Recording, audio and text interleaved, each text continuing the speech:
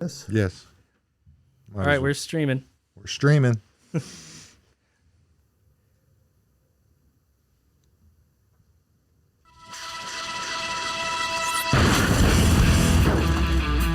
Live from the Green Room Studios, from the spacious property of Bates Nursery and Garden Center, 3810 Whites Creek Pike, it's the At Home Show with Josh Cary and David Bates. Oh, welcome in, everybody. It's Saturday morning. You know what time it is. It's time for the At Home Show. I'm Josh Cary. Hey, and I'm David Bates. We're here coming to you from the Emerald Green Room Studios this morning, the Green Room here at Bates Nursery and Garden Center, and it's time for the At Home Show. I mean, it's a Saturday morning tradition. We've been doing this for parts of 2 centuries, 2 millennia, and count them, David, 4 decades, my friend. Yes, and fortunately, we can safely say we've gotten our technical glitches out of the way before we got on the air. Running right up against it, actually, even a few seconds late. But we appreciate everyone tuning in this morning and being a part of the program. Mm-hmm. We're very excited about all the goings on we have today, and we're going to begin, as usual, with talking about the weather. And of course, it's been a week of. Been a cruddy week, David. And cold. It's not been wonderful conditions for working outdoors. However, today marks the signal where things start to make that turn. March is just a few days away, and we're going to see things really begin to start shaping up in spring-like conditions. Today it's only going to be 45, however, in cloudy conditions. Maybe a slight chance of showers in the overnight hours.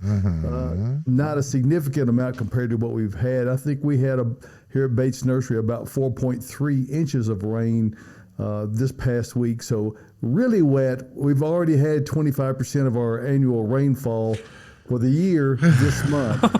So wet conditions starting out, but no rain really to speak of with respect to the daylight hours. Again, a bit overnight. Tomorrow, things start looking much better. 52 degrees, partly cloudy, and we're going to start seeing some sunshine. Monday, a big improvement. Sunshine, 57 degrees, and as we roll into March on Tuesday, 63 degrees, partly cloudy conditions, and if you'll look through the rest of the week, 69 on Wednesday, 71 Thursday, 73 on Friday, 73 Saturday, and those showers are way out into next weekend. So hopefully this forecast will hold up through the week, and we can have a week of dryness as we welcome in March. And this is the unofficial beginning of spring for those of us in the nursery industry and the plant world. And as you may well know, this is also the time of year when the Nashville Lawn and Garden Show comes to town. And actually, it's here all the time because our good friend Randall Lantz is here in the studio with us this morning. And we'll just go ahead and say hello to Randall, also to Austin and Cary and Tyler and Josh, everyone. Good morning. Good morning. Good morning. Good morning. Good morning. And we're here to talk about what you want to talk about, and that's, of course, plants. Almost certainly that's what it is, and we're not going to disappoint you. We have plenty to talk about today, but we want to make sure that everyone knows this coming weekend, that's not today, but starting, Randall, is it Thursday? It's Thursday, yes. Thursday, the Nashville Lawn and Garden Show for 2022, and I believe that is bees, butterflies, bloom. Well, I'm missing one of the bees there. Bees, butterflies. Blooms, and what's the last one?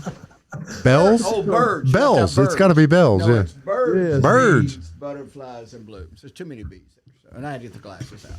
The killer bees. Randall, can I get you to move your mic just a little bit closer? I surely can. Okay, Yeah, there we go. Yeah.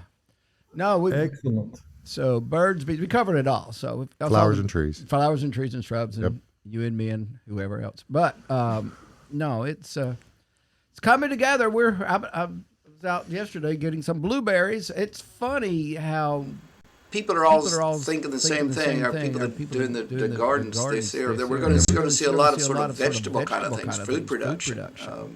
Interesting. We've not done that much before. I'm actually trying something funny. I'm doing some things with straw bales. And straw bale gardening is a really big deal, and it's something anybody could do. If you've just got a little spot on your driveway, turn a straw bale up edgewise and dig you out a little pocket in it and put some good soil in there for it to grow in, and you can really have some productive things growing out of the straw, and then you just add the straw to your compost pile at the end of the season. So it's funny. I did this about 10 years ago, and grew the biggest sweet potatoes I've ever grown. I mean, they took over the world, but I did two bales. And there's a lot of prep to it. It reminds me, I just had a colonoscopy last week, and it sort of reminds me of the same thing. You've got everything come out okay, Randall?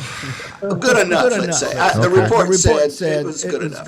But anyway, but you go through a 2-week process of watering the bales and putting nutrient on. The first time I did an organic regime with fish emulsion and kelp and all that. This time I'm following another regime, which is unfortunately, chemical fertilizers, but it's like you start out with aluminum sulfate, and then you go from there and on and on and on. Every day for about 2 weeks, you add something in your water. Then the bale begins to heat, and then cools off, and then you start planting it.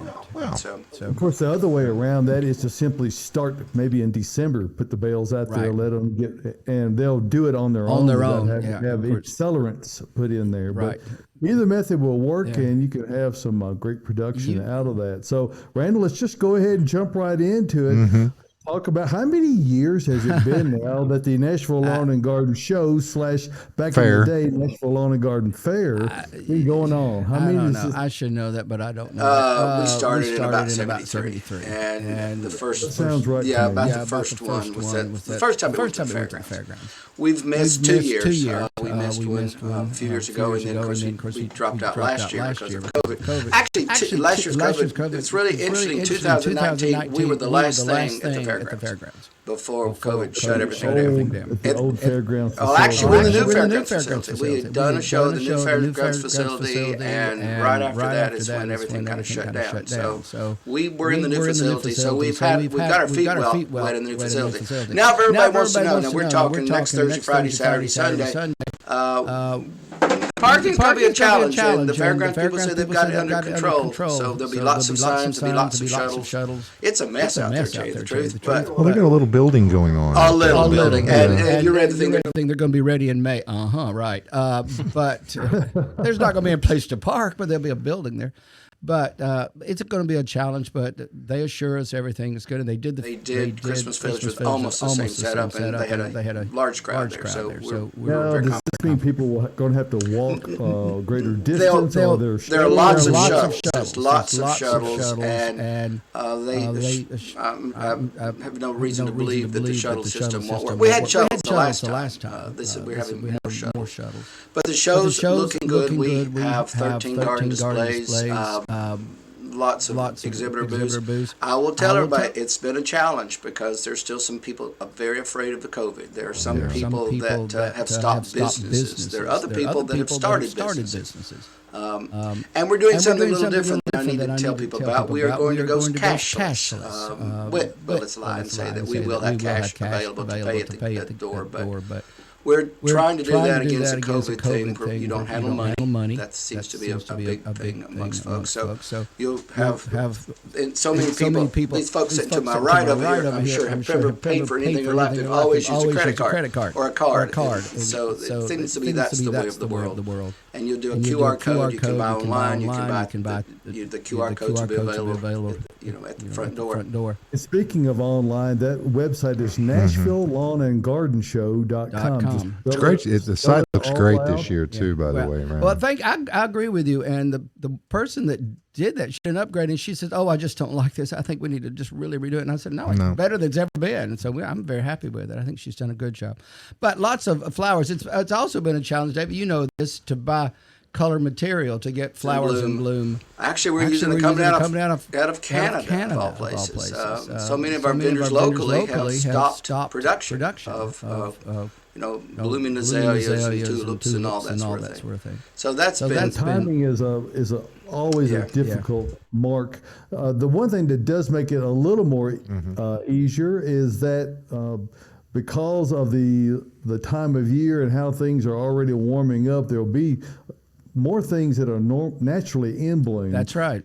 So you kind of have to do your garden activities in the show based on what's available and less about planning, because you can't. People want to come in and be wowed by the color, and certainly they will be. And they will be. Yes, they will. You just don't know exactly what that color is going to be until just a few days before the show. So it'll be exciting to see that and find out. Yesterday came by and we bought Candy Tuff. It's in full bloom. Carolina Jessamine. It's in bloom. Yep. The blueberries are beginning to bloom in the field. So just walking around and picking up things like that. Hamamelis, the witch hazel. Is showing Arnold's Promise especially is looking good. So there's going to be a lot of that. But we're real excited. We've got a lot going on. The lecture series is stellar. Yes. It's absolutely stellar. It may be. Give us a rundown. Give us a rundown quickly on the lecture series, if you can. You have that committed to me? No, I don't. Well, it starts on Thursday, goes all the way through Sunday. And there's lots of Matt Dawson put that together, who's our friend and co-conspirator, I guess, on things, and we kind of begged him to do it. But he has pulled in a lot of his friends and neighbors, and we have extension agents, but it's a step or two above what we've done in the past. So there will be some real live, honest-to-God experts there talking about things that they know a great deal about and will be available to answer your questions. I mean, these are people that know what they're talking about. Now, Cary, 4 o'clock on Thursday is Tropicals in Tennessee. Yeah. Is that you? No. Oh, Caroline, yeah. Oh, I heard you. Wow, yeah. That's That's exciting. Yeah. Wait, did you say Thursday? Thursday at 4 o'clock. Can't go then. That's sad. I'm going on Sunday. Okay. So this lecture series is good. And the flower show is always magnificent. And this year, Kathy Bates has put together a major lineup of folks. It's going to be always superb. In 2019, when we did it, she just went way beyond. She's a great actress, too. Yes, she is. It's amazing we can get her involved. It was 2020. Yeah. We were there at 2020. 21, we were. It was 2020 is when we were there. So it's good. And we learned how to use the building too. We had to figure it out last time. So now we know how the buildings work, how it operates. And by the way, it's so much easier because we have more access. We can go around. It's all under one roof. We don't have to go outside when you go building to building. So I'm actually very pleased with the facility. I just wish it had more parking. Well, in a sense, I mean, describe from where the old place was at the old exhibition buildings. Everybody parked on top of the hill in the limited area. Of course, the new facility is at the bottom of the hill, closer to Nolensville Road. Right. It's like where Fair Park. I mean, where you had Fair Park. Was down. People that not many people around here old enough to remember the roller coaster and things, but it's sort of in the old Midway. Oh man, it sets where I missed out. It sets where the Midway was for the State Fair. Mm-hmm. Now we're back to using the Nolensville Road entrance for most of the entry this year, although that may shift as we go through. But Nolensville Road entrance has been closed forever. It'll be reopened for the back part. But watch the signs. There's going to be signs all over the place. Will be good. And the stadium again is supposed to open in May, so they're pushing along as fast as they can to get everything ready. Folks are commenting we're getting a little bit of echo on Randall's mic. Oh, okay. I don't know whether it's nothing that you're doing, Randall. Just on Randall's mic? That's what a certain Renee is telling us. Okay. Yeah, so. I wonder who that is. I wonder who that is. I don't know, but let's talk for just a moment, and we'll just do this little spot quickly here. Talk about Earth Mix Garden Products. Where Earth Mix Garden Products is a proud supporter of the Nashville Lawn and Garden Show, and you'll see banners and other things conspicuously posted out and about. And want to let you know that those products are available throughout Middle Tennessee and through Central Kentucky, even into Southern Ohio and Indiana. And what EarthMix garden products do for you is they give you the opportunity to grow things 100% organically without the use of chemical fertilizers. And what you are going to get is plants that are so viable and productive that they're going to be a lot more resistant to a great many different types of pests. So main thing EarthMix garden products gives you is really wonderful growth. And there's a complete line of EarthMix garden products. Randall talking about straw bale gardening. And of course, if you want to use something like either EarthMix Supernatural, which is a great compost produced at the EarthMix facility here in Nashville. Also other great products such as Proganics O and Landscape. And if you're a tropical aficionado, such as Caroline is, you're going to want to use Proganics I. One thing you can be sure of, no matter what product you're using, you're going to get 100% organic performance and have success in your gardening. And remember, what we like to say is success in gardening begins at the ground level when you use EarthMix garden products. So check out the site earthmix.net and click on the Find EarthMix tab, and it'll take you over to the page that has all the locations, and you can find the one nearest you. Check out EarthMix. We appreciate you giving us a moment to talk about that and see our presence out at the Nashville Lawn and Garden Show. Yeah, I top dressed the above ground garden last Saturday. I mean, it was with the Supernatural right on top. Got my tiller out, tilled it in, just waiting. You're good to go. All righty. Good to go. Hey, and I know we've got questions out there, Caroline. Yes, we do. We're going to do our regular program today, as regular as it ever is. I would like to say that you will see EarthMix products in a certain straw bale garden thing. I'm going to do some planting through the top of the bag. Cool. Love it.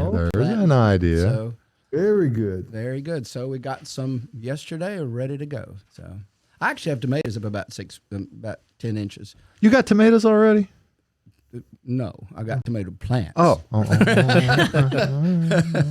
So, wow. They'll be arriving soon. So let's pitch it back over to Caroline then, and then let's see what we have got question-wise coming from our viewers. So speaking of tomatoes, we got a great question that we get asked a lot here at Bates Nursery. Yeah. And this comes from somebody that might be in this room. Do you have any tomato plants? And the answer would be no, not yet. No, hopefully not yet. Oh, No. Please, no, not yet. I know we're going to be getting probably by some next soon. weekend we will. Yeah, we might have some. Good news, no warm season veggies yet. But the good news is we got some cool season veggies in yesterday. So we got some, we got cabbage, we got some lettuce, got some spinach, Carrots. got some carrots. Carrots, yeah. Got, Broccoli. Broccoli, yes. We got Chard. Yeah, Swiss chard. Keep going, Tyler. I'm And we got Austin. a- Hello. I wonder who unloaded that truck. Yeah. And we've got a whole collection of seeds. So all of our seed is pretty much well in stock. So you've got plenty of that if you want to start a lot of your cold crops from seed. Now's the time. Radishes. Yeah, lettuce. radishes. Ooh. So yeah, we're starting to get it. We are. Yeah, So and the thing of it is, we're trying to help protect you from yourself by not getting the warm season vegetables in Like too tomatoes. quickly, because there's a lot of folks who are so ready for spring that they inadvertently jump the gun. And while we want to sell you vegetable plants, we really don't want to sell you the same ones multiple times because you put them out too early. That is a business plan that sounds like a fail, David, to me. Well, it would be. So, Okay. we just encourage you to, check with us. Certain other places in big boxes might do that to people, though, I would think. Well, frankly, a lot of times they just don't know any better, and we don't hold that against them. That's just, they kind of do plants as a sideline, and we, on the other hand, it's all we do. We're about plants and the things that get you don't them to have a do light that. bulb department here? Nope. No? Only Air two filters? Air filters? Air filters, yeah. Caroline works in that department every day called indoor plants. That's right, Okay. yeah. Mm-hmm. Okay. you Super have lots of air filters high here. efficiency stuff. Pothos. I would say yeah. that I grew up with we had a small greenhouse growing up, and my dad grew tomatoes, and he loved those early people. He said he got to sell them twice. Yep. So Well, there it is. So no, Josh, we don't have tomatoes yet, but Wow. Sounds like you got upset over there. No, I'm just disappointed. Oh, I'm so sorry. That's okay. I'll keep asking. It's a little bit early in the day to be disappointed, but let's go ahead and move on to our next question. When do you fertilize hydrangeas, and what ratio? Austin, what would If you you're have going to to do say? it, it's 100%, I guess. Right? Yeah, so typically this comes with most plants. Whenever they're actively growing is whenever they're actively using fertilizer. So whenever they're first pushing in the spring and as mid-spring draws on is typically when you want to get your fertilizer down. Now, it's never a bad idea to add some compost like our Supernatural product over the wintertime, just a top dress like Josh was talking about. Never hurts to get that organic material down to those hydrangeas. And when it comes to the ratio, you need to just make sure you look at the product that you need to look at the label and what it says to do. Now, we can help you find, what fertilizer to use. It's not too specific on hydrangeas, to be honest with you, and it kind of depends. So if we're talking about the macrophylla hydrangeas, which are the big leaf hydrangeas, the ones that either turn blue or pink, if you want blue, we're going to have a low pH fertilizer, and if you wanted pink, we're going to raise that. Have a higher pH fertilizer added to them. So when you come out here, just talk to one of us, and we'll help you find the right fertilizer for your hydrangea. Do you think she's whoever's asking? And again, who was asking the question, Cary? That came from Olga Tarag. Oh, Olga. Olga. She's looking at the numbers on the labels. Is she looking at the low, the middle, and the middle one number is where the blooms come from? Typically, yes. Roots and blooms is going to be your middle number. First number is responsible for nitrogen, which is your green growth. All plants use that nutrient more so than any of them, so we definitely need to make sure that's there. And then your last number is your potassium, which is going to be in charge of just overall health and vigor of the plant. So I did a webinar actually on reading fertilizer labels. He sure did. Yeah. I got pretty extensive with that one. So if you want to go look at that one, it might help you out a little bit on how to read fertilizer labels, and that'll help you out a lot. Go get you some triple 10. Yeah, throw it on there. Triple 10 is kind of the go-to. Been like that forever, and that's a fine. I mean, triple 10's fine, but they go all the way up to 50-0-0 if you wanted to. Wow. That's what farmers are using for corn and soybean and things like that. So, but reading that label is crucial. If you know what you're reading when it comes to the guaranteed analysis, which is those three numbers on the label, then you'll be able to figure out what you need for any plant. Very good. Perfect. Very good. Ooh, I love hydrangeas. Planted to in the fall. Yeah. So I can't wait to see what they look like this year. Okay. One more question. Okay. Well, we have two more, but here's one more. Do I need to trim the monkey grass that I planted last year? David, take it away. Well, yes, There's a video. I actually have a YouTube video that has several thousand views on it called "Mowing My Monkey Grass."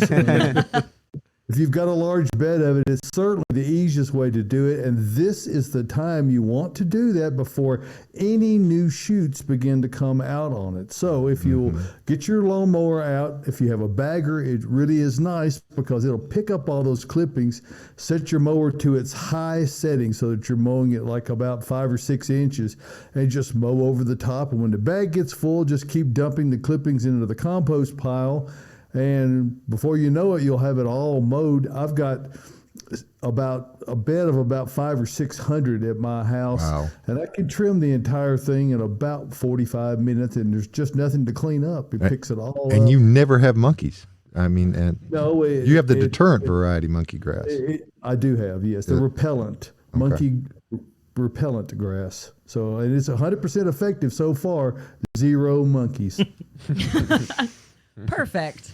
Okay. Yeah, if we could just find an armadillo grass that would repel armadillos, that would be wonderful. But it's only effective so far on monkeys. And the yard boy wants to know: are you saying I need to mow my monkey grass high? Corey? In his case, yes. Yes. I would absolutely recommend him to do that as high as he possibly can stand. Okay. There it is. All right. So I guess we'll go ahead and get to our final question of the day. When is it safe to put succulents back outside in Nashville? I usually wait till like mid-May. So when the temperatures at night are staying in at least the mid-40s, because those are really tender. They will freeze right away. All the moisture that they hold will just basically destroy the plant if they freeze. So unless you want to be moving them in and out, mid-May is usually a safe bet for when to move them out. Yeah. Well, there you go. There and it that is. Unless, of course, you've had some that you've kept out all winter. Mm-hmm. You could have like hens and chicks and those kinds of things that are In the really ground. quite winter hardy that you wouldn't had to have moved in. But the Caroline's point is that if you've had them inside, and you likely have, they cannot go out yet. Correct. Yeah. If they've been inside all winter, even if they are kind of a hardy variety, I had some hen and chicks that I took in one year and decided midwinter to put them outside, and it just killed them. They've gotten used to being warm, and the shock of, suddenly getting really cold is going to probably take them out. Mm-hmm. I've got an We don't want interesting that to happen. thing that happened to me. I had a jade plant, which I've had for years.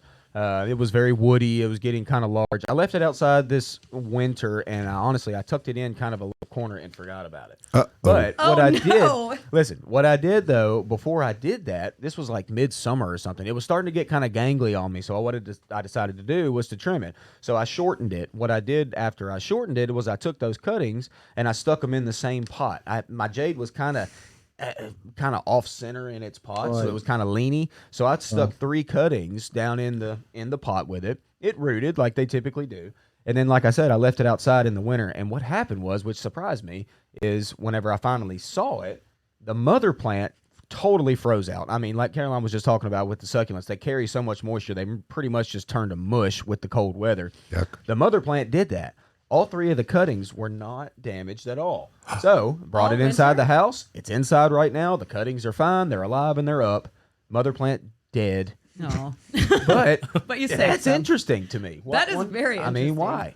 It was totally woody and hardened off, but the little tender cuttings are the ones that And they made had it. the little leaves on them, and they were fine. Yeah, I just Wow. I just took normal little cuttings. You know. So what we can infer from this is, as you get older, you got to be more careful. You get weaker. Uh-huh. Randall, you and I have more experience in that department. That's right. We're on our way out. But I can tell you, after spending a night, I'm not as full of water as I used to be. Well, many spend most of the sleeping hours making sure that you're properly dehydrated. Right. Exactly. Anyway, so we appreciate everyone tuning in today. This is our special edition today. Yes. We're really glad to have Randall Lantz with the Nashville Lawn and Garden Show on board with us today. Of course, this is Randall's once a year show that he works on. He actually has a day job. It's called Metro Parks. And tell us about, briefly, Randall, what all's going on in Metro Parks that is occupying your time? I know it's kind of like putting out fires. There's so many things that you have to see after. A near impossible job, but you somehow make it work. I'm not sure about that, but Lots going on. If folks haven't been by Centennial Park in the last, let's say almost a year, but let's say since last summer, I hope you go by. We've spent a lot of time, way too much time. A 1 year project took 3 years because we had delayed by this and delayed by that, and supply chains and all that. But the big lawn in front of the park is now a great lawn. It's a 5.5 acre lawn. With 2 alleys of trees on both sides. So it's rather cleaned up. It looks good. It looks cared for. The Women's Suffragette Monument is part of that. That's a very good thing to see. I mean, we're getting a lot of visitation. We're overwhelmed at Centennial right now with visitation. We're in the process of building a new children's memory garden that should open in August, I would guess. The problem is it was supposed to open in May, but we can't get the granite benches because they, I guess labor most pushed everything back. But that's in the process. So lots of building going on. Mill Ridge, which is in Antioch area, is a park that's just started construction. Ravenwood, I think we're calling it Ravenwood Park now. Out in the Hermitage, more the Hermitage area. It's right off of the Stones River Greenway. It was the old Ravenwood Golf Course. It's being turned into a walking park with more walking trails with sort of a redo of stuff, a playground, picnic pavilions, that sort of thing. So those are two big projects underway. And then all the other parks. And we just keep expanding. Wharf Park, you may see things about Wharf Park. That's one that's on the Cumberland River, kind of right where all the interstates happen. If you go Hermitage Avenue, Lebanon Road, up there, there's access to the river. That's going to be a major project that'll give people in the downtown area access to the Cumberland River, where you can launch your boat and do all those things. Really? And a bunch of other, yeah, because right now you have a hard time launching a boat anywhere other than Shelby Park. Right. Even downtown. So this will give river access. So that's going on. So, I mean, those are all new things. And then we're learning, my group and I are learning how to replant the new color beds that are in Centennial Park.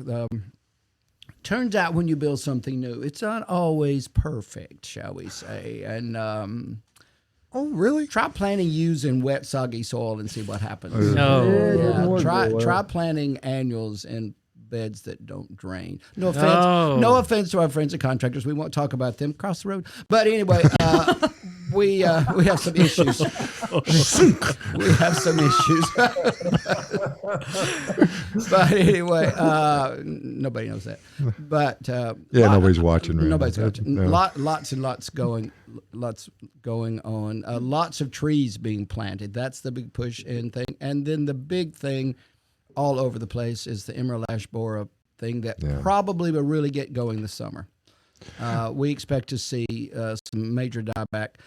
I'll have to admit, we've been expecting to see major dieback for the last 4 years, and that hasn't happened. So, but we sort of anticipate that there's going to be that.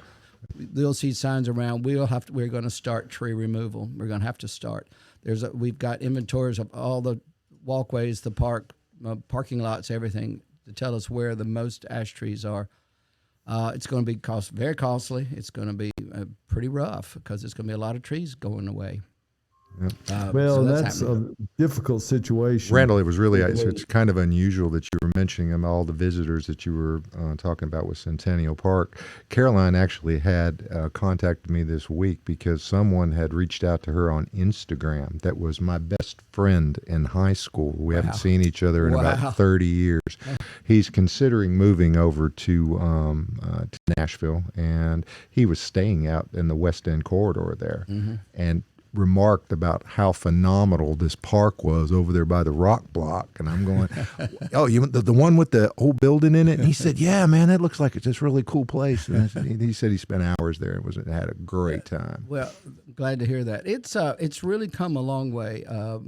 It was tired. It needed some help. And we've worked with lots of consultants, and most all consultants have come in and said, we know you have a plan on this park. You're just not, you've always had a plan. You've let it get out of control. And the answer is, the truth is, Centennial Park never had a plan. It was one of those parks. It was a centennial site. And then after that, it became it was a for-profit park. You come in and drive around in your carriage. And then it just began to morph. Over the years, it just morphed from here to here to here to this. Somebody had a great idea. The Parthenon was not the big item. The great lawn going up the front was never there. I mean, that was never an intended thing. And so it's sort of interesting. So we now have a master plan. We're following the plan. Things are happening. And the next thing coming along, there's going to be a new picnic pavilion in the back that will help.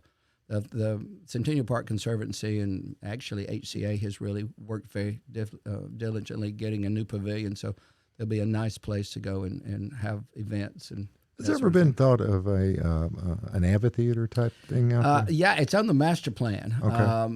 Don't know where that is and where that's. Right now we have Musicians Corner, which is a small amphitheater. Right. That's down along West End. But there on the master plan, it does show for a pretty good size one. Of course, we also own, Ascend Amphitheater is something we deal with too, and that's another interesting site right now.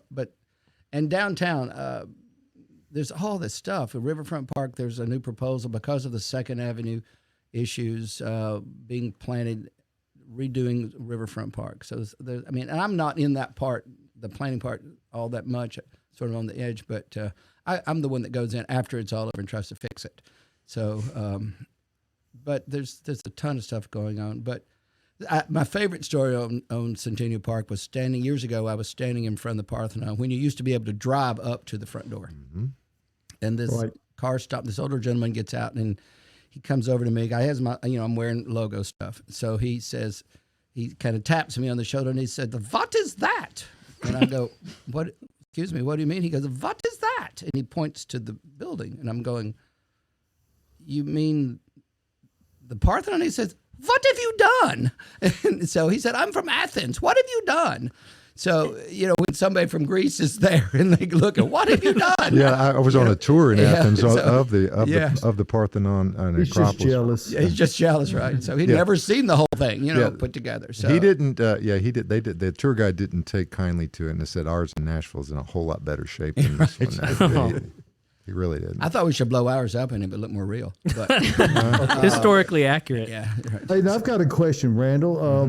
We've had a lot of rain the past week, and there have been inundations among some of the greenways, particularly out Stones River. River, yeah. Have we incurred any damage to those, or has it simply just got silt loaded up on it, and it's a matter of just cleaning up what's there? Lots of silt. We don't know yet because they're still underwater. The Harpeth River Greenway has a massive oak tree that's kind of breaking through the boardwalk, and so we've been trying to get that down, and we were in the process of getting it down when the rains really came in, but everything, Richland Greenway, there's lots of areas that's covered with water, and it does silt. And now most greenways, an awful lot of greenways anyway, go along waterways. That's kind of where they're going to be flood prone. They're going to be flood prone, and they're there because of that. That's open land. It's a good place, and so this happens.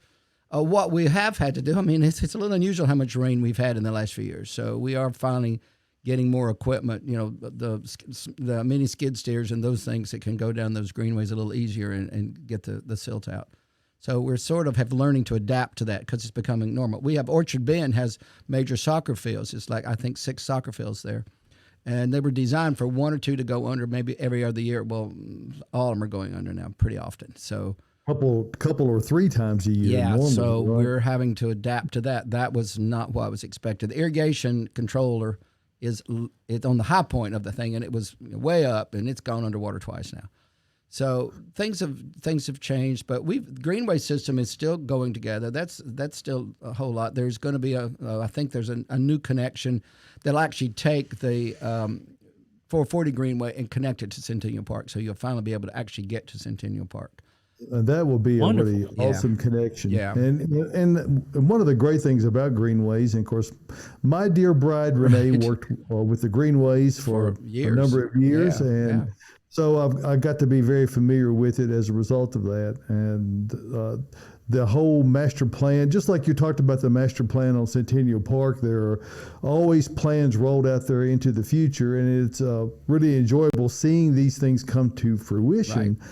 And give people, no matter what part of town they live in, accessibility to other parts just by virtue of Greenway. So I think it's well proven what a great connector they are to neighborhoods and actually reduce crime and have a lot of great benefits. And I think that's something that friends that live in Franklin along the Little Harpeth River, when that was proposed to go through, oh no, you're going to bring all the strangers in here and we'll be raped and pillaged will be happening. And what we've really seen is it's the opposite. Yes. It hasn't caused that at all. And we have we have a lot more instances in parking lots at the Parthenon than we do on Greenways. So it's sort of the opposite. And the usage level is amazing. You go over to Two Rivers right now and park in the wave pool parking lots and pick up the Greenway there. Just tons of people. And that's always fun to me to talk about, that you can go to and park at Percy Priest Dam and walk all the way to downtown Nashville, and then through downtown Nashville and go all the way to West Nashville on Greenways. Or there's a few sidewalks in between. But Tyler's got a Randall, question. speaking of connections in the Greenway taking you places, I am a resident of Madison. Okay. And I'm super looking forward to the bridge connector between Peeler Park and Stones River Park. The one that's supposed to connect the Two Rivers Greenway. Yeah. I don't know if it's more of a pipe dream or if it's actually on the plate, because I'd love to be able to bike over Peeler Park, which is a sort of most people don't know about Peeler Park. That's a very nice. I'd like to keep it that way. Yeah, it's a great park. I've spent a lot of time there. It's a great park. That's a great one. The other thing that we're doing that I forget about because it's not in my things, but Beeman Park, which is in the Jolton area, is the closest thing that we have to the mountains than anything around. But there's 10 miles of trails through there now, a sort of primitive trail, but 10 miles of going through a wooded area, which rather and it's taking some pressure off of the Warner Parks, which are so overused right now. And there's a lot of work going on at Warner Park. The Little Warner Golf Course is in the process of giving a major redo in the next 3 years. Fantastic. So, but the mountain bike trails. I go back to my colonoscopy. That's my latest thing. I'm laying there on the table. Randall. I'm laying there on the table, and the doctor who's doing it says, he all of a sudden he says, "Oh, you're Parks. I remember you now." So how about those mountain bike trails? That's what I really Now wait a minute. I got it. Yeah. And which end was he looking at? Well, when anyway, he said that? I'm sitting there, and all of a sudden, I said, I think we're done here now. But but he was really interested in mountain bikes, and so we've got a number of new mountain bike trails. Disc golf is a big thing. It's showing up all over the place now. There's more disc golf, of course. It's big. Geocaching, all kinds geocaching, and then the Sportsplex has all of the ice stuff is still there, and the community centers are going great guns now.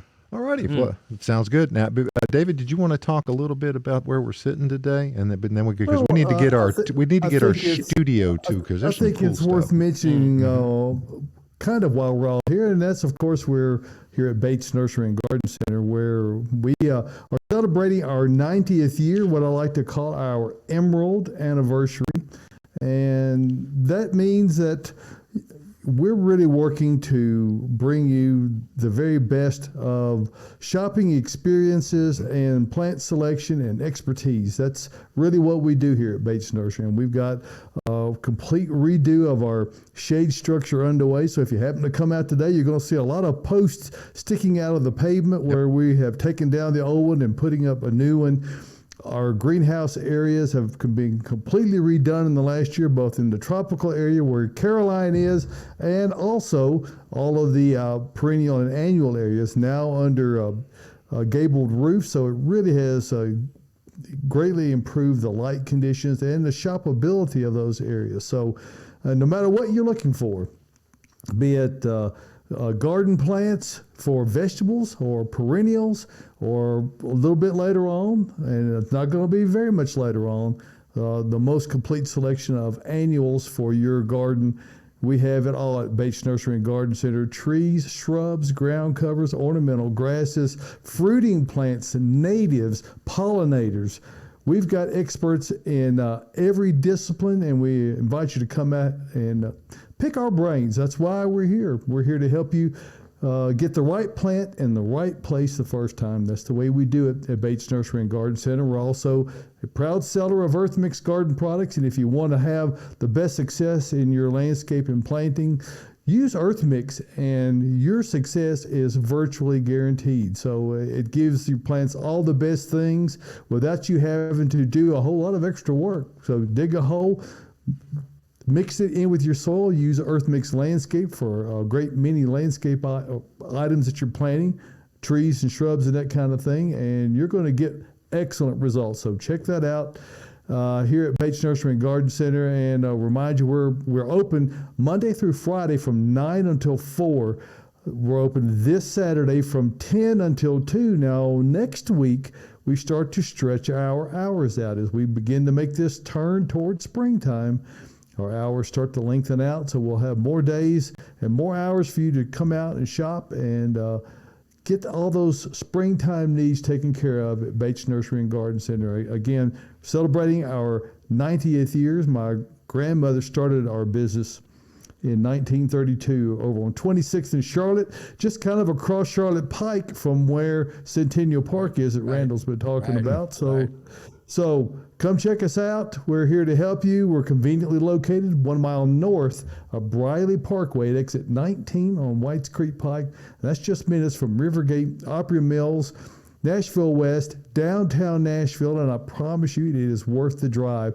no matter where you're coming from. Come check us out, Bates Nursery and Garden Center, beautifying Nashville since 1932. And I appreciate you giving me a moment to talk about that and help you figure out what you're going to use around your landscape. Randall, one of the things that since you were last with us, David, it just occurred to me that Randall was our last alive guest in studio at Opryland Hotel on the WSM.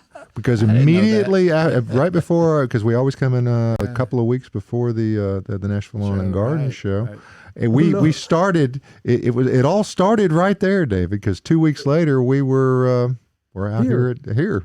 So, but Randall, one of the things that we've done since we've gone to a visual format is that the young uns all will bring in and build this beautiful studio. It changes out every week, and what we like to do is feature what we've got around the studio. And Caroline, you've got some really cool stuff over there on the table today. Ooh, we do. We have one thing in particular that I'm very excited about. So, as you guys know, I'm really into cacti. And there's not a lot that you can grow outside here in our zone in Middle Tennessee. But we have found a grower, Cumberland growers, that has been growing some cold hardy cactus, has hardened them off. So we've gotten a handful in, which right here, we've got two kinds of choa cactus. We've got the pencil choa and then the Christmas choa. So these, like I said, are already hardened off, so they can stay outside. You can buy them here. I would keep them in the pot until the ground warms up a little bit.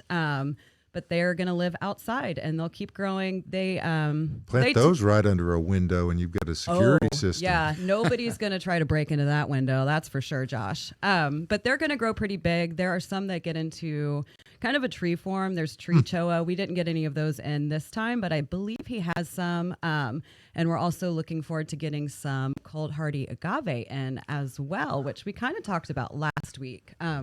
So here's just a sample of the few things that we got.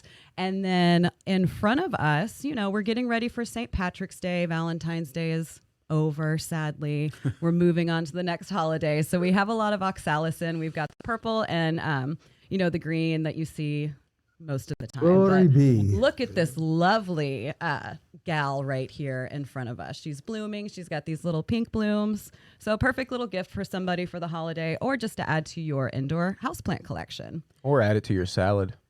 Or add it to your salad. That's right. It tastes Austin. fantastic. I'm not joking. Oxalis is edible? Yes. It is. The green ones too? I love it. Me and my little brother as kids used to eat oxalis out of the lawn. Yeah, out of the lawn. Yeah, I don't know about those. I don't know why we did that, but that's good. No, it was good. Yeah, it really is tasty. A little spicy. It's pretty sour. Yeah, it's got sour. It's got an interesting taste. I don't know about that one, but I wouldn't say that I love it.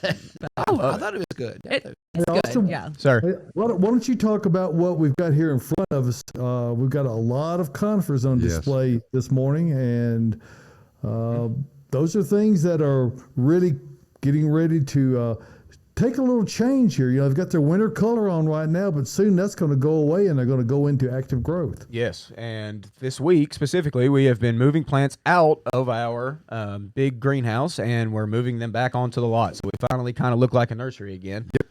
So I had, typically the past few weeks, we've been using mainly tropical plants because that's what kind of looks the best right now. But as we've moved these out, I decided to bring some of them in this week. So yeah, we've got some evergreens. I've got some cryptomeria out in front of Josh, a little globe cryptomeria, the round kind of cool little foliage showing a little bit of bronze color. Might know them as Japanese cedar. Yes, Japanese cedar. And that's my favorite of the conifers, by the way. It's a cool little plant. They're fairly slow to move, but they'll surprise you. 2 or 3 seasons in, you'll see somewhat of a pretty good round little shrub. And then out in front of those, I've got a couple different junipers. One is a blue type of juniper that shows kind of a purple color this time of year. And then we've got the golden ones that we recently received out in front that's kind of a more wide grower rather than tall. Now, they still get fairly tall, don't get me wrong, but width is really what's going to change them. Really good space-filling plants, good for a hillside, erosion control, things like that. Good full sun is what you're going to want to need, though, to keep those as bright as possible. If not, they'll turn kind of dull on you. This Ember Waves that's right to my left here is absolutely stunning. That's a beautiful fall into winter color plant. Is it the same one on either side of the big screen here? Or is No, this a what different you have variety? back there is another type of cryptomeria, which is another Japanese cedar, but that's going to be the tree form. That's probably radicans, which is just Tyler. It's going to be prostrate. You almost I was trying to lean it forward, and I like the prostrata. But yeah, that's a very upright growing tree form cryptomeria. Cool little ornamental tree, or it's nice to be used It in a happen to line. anybody. Yeah. Sure it can. Now we're right. Yeah. Now if we can get Randall to function as as a little bit of Vanna White, what do we have in front of him and to his sides? So to his sides, the tallest, we'll start in the back and make our way forward. A Ming fern, asparagus fern. It's nice and got some little plumes that come up, very cloud-like. Perfect. And then right in front of that, we've got Rex begonia. So the red leaves that you see that have the dark center. Ooh, thank you, Vanna. Show her off. Yes. That is gorgeous. Rex begonia. I love them. There's so many different kinds. We get a variety here at the nursery.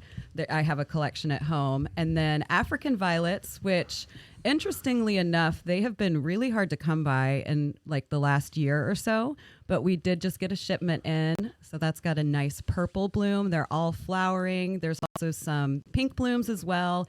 And then to Randall's right, there's some lilac. And now that is going to be creeping ficus. It's got some nice variegation, a nice spiller that you can put in a planter inside your home. So yeah, those are all the plants in front of Randall there. There we go. Fun fact, African violets, I'm pretty sure, are still the number one most common house plant / office plant on Earth. Really? Yeah. Do you know that? I know my mom had a lot growing up. My mom killed thousands of them. Thousands? Wow. It seems like she would put it out it would sit on the coffee table and it would just die, and then she'd get another one, and she'd put it right back in the same spot. Did she just not water it? She just watch it die? Probably getting hit with the TV guide and Pall Mall smoke. You have to water them a certain way. The Pall Mall smoke is really good for them. So it was right by the ashtray, though. If the ashtray was full, occasionally there would be never mind. But before we get too off track here and lose count of the minutes here, and we've only got a few left. We want to make sure that we cover very well what's going on this coming weekend, or actually starting on Thursday. Yep. The 2022 edition of the Nashville Lawn and Garden Show, and we're very glad to have Randall Lantz in studio this morning to talk about that and to talk about all the things that people need to be mindful of. Parking is one of the things that it may be a little difficult. Wear your comfortable shoes. It's always a good idea. There's a lot of walking to be done, not just while you're inside of the facility, but maybe to and from the vehicle if you choose to walk. There are shuttles, as you said, Randall. And we talked about tickets. So give us the whole inside on what the tickets are all about and what do they got to do to get them. The tickets, they're available on the website right now. You can go in and buy advance tickets. But then even if you come to the show, there'll be the QR code where, those look like those funny looking little things that you can take your cell phone and go to, and it'll take you right to where you can purchase a ticket. And a friend of mine says, I don't want to give you my it will ask you for your email address. And that's for us. So we can send you direct mail the next year. So we can do that. You don't have to fill that out. All you have to do is buy the ticket. There's going to be a tad of a fee on that, and that was something we thought about a long, long time. But it's taking that cash away from everybody coming with lots of cash, and then the ladies, are not always ladies, the people that take up the cash at the door. It's sort of dangerous to sit there with said people looking you right in your face every day, all day long. So, could be. But there will be a way you can pay cash. We'll have a setup for that as well. But this is kind of where the way of the world is going. Try to go to the symphony, try to go to a ball game, try to go anywhere, and you buy your tickets in advance pretty much, and then we'll have scanners there as you go in. So this time to try to go modern. And it's also the time that we're trying to keep people safe. Now, is the marketplace going to be cashless as well? No, the marketplace, that's up to individual vendor. I mean, I'm sure a lot of them will. And that's the one new thing about the fairgrounds. Their Wi-Fi is so much better than the old one was. So it actually works, so people can use their card scanners and readers and that sort of thing. But so that's a big thing. It's going to be great. It's going to be nice to see everybody again. It's been a while. I will say that last year was sad, but I kind of felt a little bit of a relief because the first time I haven't done that in a while in February. But now I'm very excited. We're doing the gardens are going to be different. That's a good thing. There will be like vegetables. There's orchids. There's butterfly gardens. We have a lady bringing butterflies. It's part of her display. Cool. There's going to be all kinds of things. So we're really excited about that. So I think that's going to work out. The marketplace is looking good. The lecture series is great.